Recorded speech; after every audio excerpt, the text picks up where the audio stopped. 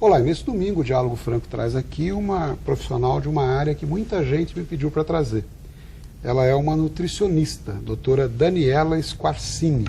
Bom dia, doutora, prazer em recebê-la aqui. Prazer é meu.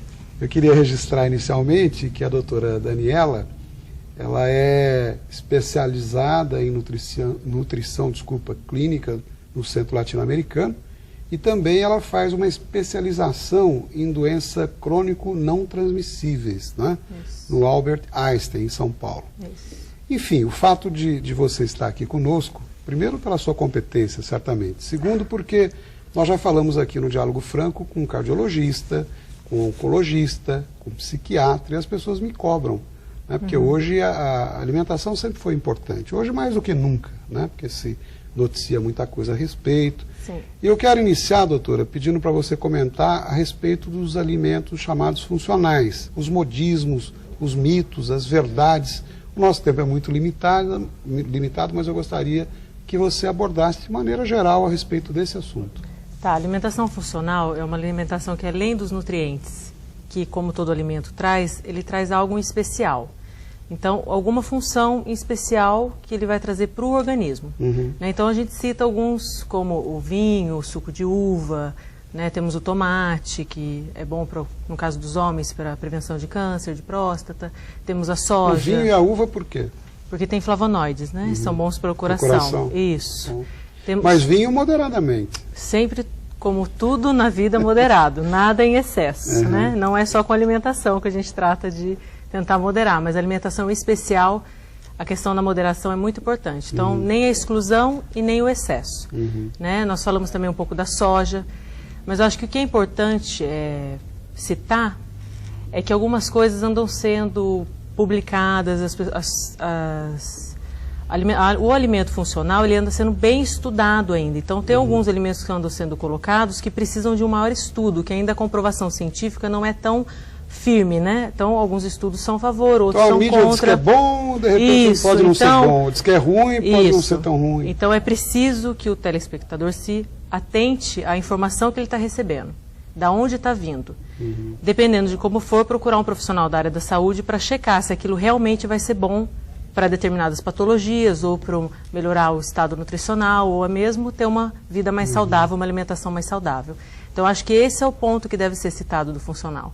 Que existem os alimentos funcionais, existem os comprovados, mas temos que tomar cuidado com aqueles que ainda não têm uma comprovação tão forte para ser utilizado, e outros também que, se você for ver, o consumo tem que ser alto. Então, às vezes a pessoa fala, então a soja é bom.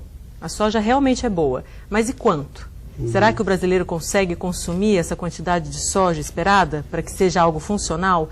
Então, eu acho que isso é um pouco do que deve ser avaliado. Doutor, e por trás de tudo isso, às vezes o interesse econômico e financeiro é muito maior que tudo, né? Divulgam coisas aí que o cifrão está na frente e o consumidor acaba entrando no embalo. Entra no marketing, entra no embalo e precisa ser bem orientado, tem que prestar atenção nisso. E ainda nessa linha que nós estamos conversando, eu ouvi da senhora um dia, a senhora comentar o seguinte, agora recentemente, para não dizer nos bastidores, né, que adoçante a senhora recomenda só para diabético, que na verdade nós temos que usar açúcar. Como é que é essa história? A gente vê essa moçadinha aí hoje, eu quero diet, é tudo com adoçante. Qual a sua visão sobre isso? Olha, o adoçante foi uma descoberta muito boa, até porque os diabéticos realmente não conseguem ter absorção da glicose pela falta da insulina ou pela baixa produção de insulina. Então, quando você acrescenta um açúcar, que é o adoçante, algo sintético, né, no qual você consegue adoçar e não aumentar a quantidade de glicose na corrente sanguínea, ele é algo muito bom. Só que o andar, né, o caminho que o adoçante levou foi do excesso. Então, ele é usado para redução de consumo calórico, ele é usado para controle de triglicérides. Então, tem algumas situações que não há necessidade do adoçante. Se até você recomendável o açúcar, seria isso, seria isso. Se você quer ter uma redução do gasto, do consumo calórico, não há necessidade de você acrescentar o adoçante. Você pode conseguir fazer essa redução com o consumo do açúcar. Muitos estudos mostram e provam que um indivíduo que faz uma restrição calórica com açúcar tem um resultado de perda de peso mais positivo do que aquele que faz uso do adoçante. É como se o organismo tivesse a insulina, quer dizer, conseguisse captar a glicose, mas ela não está vindo. Então ele entra no estado, não digo de estresse, mas ele entra num estado de incômodo, né? Prejudica o pâncreas também?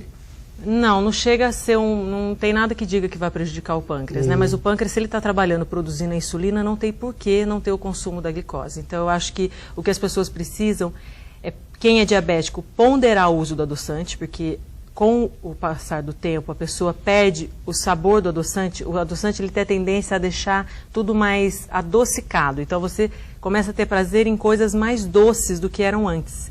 Então quem faz uso tem que controlar a quantidade, né? Usar o que está sendo orientado pelo próprio fabricante.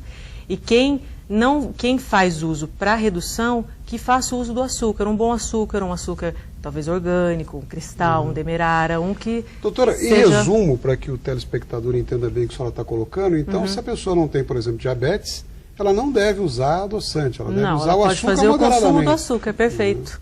Perfeito. E em resumo, afinal, o que é uma boa alimentação? Uma boa alimentação, resumindo, é o equilíbrio, né? Eu acho que o que é bom é você consumir de tudo em porções moderadas. Então, o que a gente fala, né? E o famoso churrasquinho, eu não vou poder sair? Pode. Só que as pessoas andam levando isso de forma muito frequente. Então, eles estão almoçando fora, as pessoas estão consumindo muito fast food, as pessoas não estão tendo o consumo necessário de fibra, né? Então, 86% da população brasileira não consome o suficiente de verduras, frutas e legumes. As pessoas estão deixando de ter um equilíbrio na alimentação. E o equilíbrio vem da carne, vem do arroz, vem do pão. Então, que a gente chama de carboidrato, proteína, lipídio e as vitaminas e os minerais. Então, o que é uma alimentação saudável? É o equilíbrio. É você ter o prazer, um bom comportamento e bons nutrientes. Em resumo, a estricnina, por exemplo, pode ser veneno e pode ser remédio, depende da dose. Isso, seria mais perfeito. ou menos isso? A alimentação ela é muito importante, a gente sobrevive porque se alimenta, então é importante que ela seja bem equilibrada, sim. A gente vai falar mais a esse respeito, inclusive do arroz com feijão, que a senhora vai abordar lá na frente. Eu vou pedir um minutinho de licença a todos, a gente vai para um breve intervalo e continue conosco nesse diálogo franco tão interessante de hoje. Até já.